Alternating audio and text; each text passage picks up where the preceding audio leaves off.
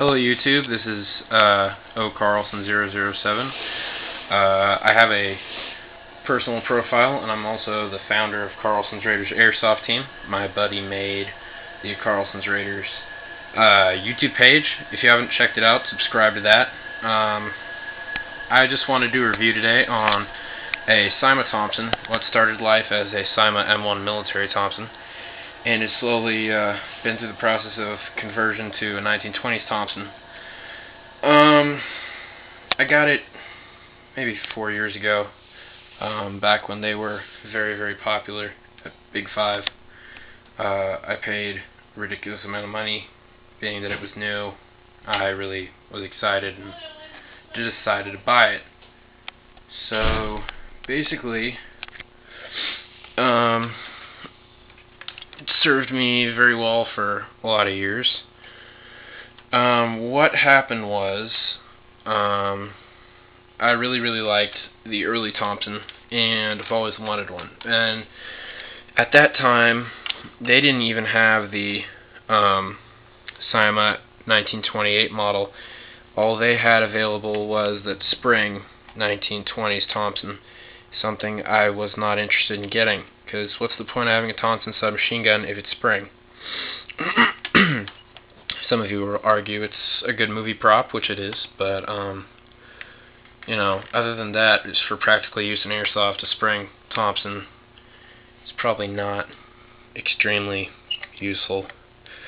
You're looking at the stocks and probably saying, are the stocks real stocks that you put on it? No. These are the stocks it came with, the stocks. They're just the standard plastic ones. What I did was, I actually just did this tonight. My little brother helped. He loves doing this kind of stuff, so I said go for it.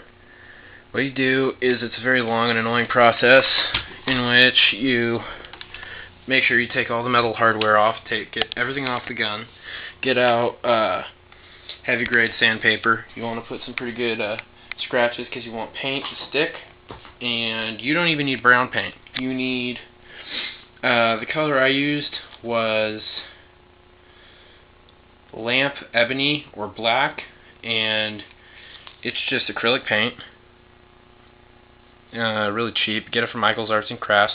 If you look at the UK airsoft catalogs, there was a tech section in it at one time, which was how to paint plastic chintzy looking stocks to make them look like real wood stocks. And very easy process.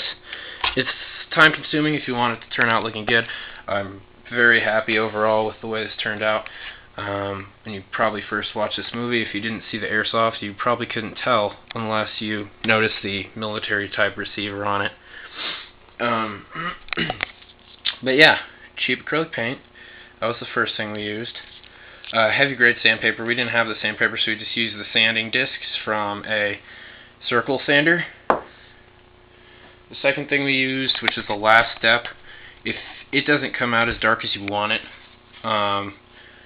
the leather scuff, the Kiwi leather scuff cover works really good. Don't use a lot of it. It doesn't dry very well. Once you have acrylic paint, it sticks to the acrylic paint really well, but anything that's bare plastic, it's not going to stick. Which is why the first step, sanding, is the most important, because if you don't sand, none of this paint will stick to the plastic. So yeah. If you don't sand it, you're going to have some problems. The cocking handle was not stock on that, like that. It was obviously the military configuration mounted on the other side. What I did was, I drilled a series of holes through the top part of the receiver, and with a file, I filed it really smooth. You can see a little bit of the gearbox there, but that's not really a problem. And you have to drill the bigger hole at the end to fit the cocking handle through. Just like on this side, there's that little nick cut out to fit it through into the hole there. I don't have anything to cover this with yet. I'm going to Bondo it. So right now it's just a sheet of electrical tape. If any of you guys have ideas of how to do that better, suggestions are great. Don't be douches, you know. So yeah, blowback system will be installed, so every time you shoot it, you have your cocking handle going back and forth. Right now, in order to even have this fit, I had to do a lot of monkeying around with sanding the top of the gearbox, because the gearbox doesn't give much clearance between the top. So you need to sand the top of the gearbox and the plate that the cocking handle is mounted on the bottom side, sand it, and then wipe out all the dust so you don't have any metal shavings, and then oil it a little bit. And right now it's kind of still sticky, so it's not going to be extremely, like, it doesn't slide back and forth. So that's, as of right now, the blowback system won't be installed. The blowback system I'm going to install in it is the one from Airsoft Barracks, using a bent coat hanger and drilling a hole through the spring guide, and then running a piece of line to the back of the cocking plate to the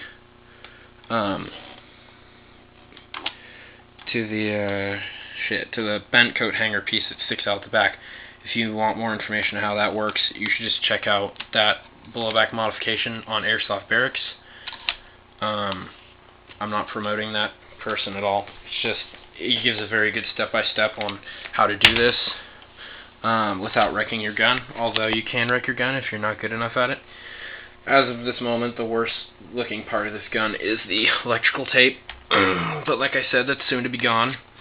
The barrel used to have a compensator I made out of PVC pipe that looked really, really good, because it wasn't the thick piece of PVC pipe. It was, I forget what measurement it was, but it was about this thick, the compensator, and it came out to there.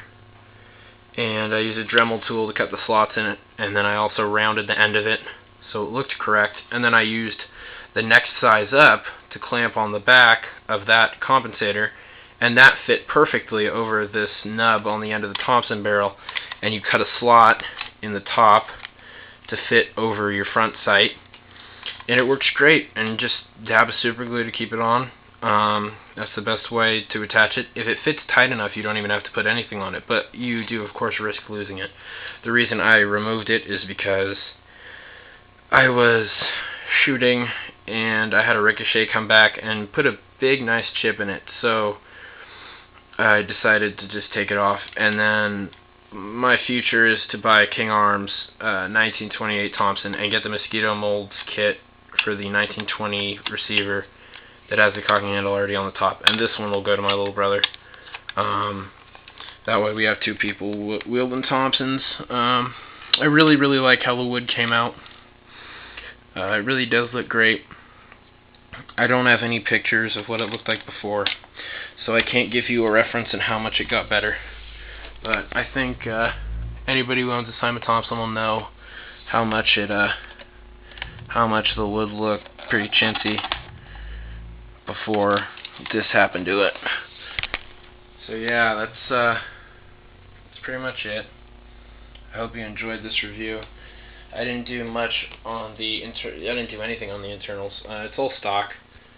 One more thing, one finishing note, is the triangular hood sight for the military model has been removed, because a lot of 1928s actually didn't even have a hood on them.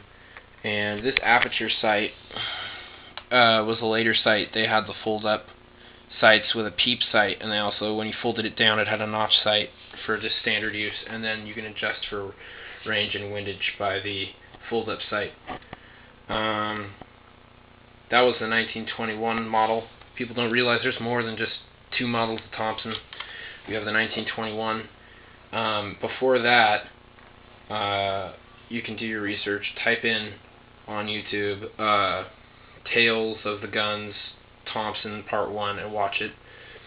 The first Thompson wasn't actually even called Thompson, it was called the Annihilator. That sounds really terrible and sounds like something from a video game, but it's true. Colt produced a certain number of them, but they were having trouble selling. So they tried all kinds of different ways to market it, and basically the company was bailed out by the Second World War. The military just wasn't finding use for it, and the police didn't see why it was necessary yet. Simply because for the price of one Thompson you could arm 11 officers with a 1911. And it didn't catch on much, but once the criminals found its ability to wreak havoc, then the cops figured out, hey, maybe it's a good idea that we get these two. Otherwise, we're going to be really messed up. I have multiple other magazines, and for the sake of realism, when I'm messing around and pretending it's an old-fashioned one, I get the 20-round stubby one that I have to put in, because the 30-rounder didn't actually come out until the Second World War. Before that, they just used drums. So this is the 30-round stick mag, and yeah, that's pretty much it.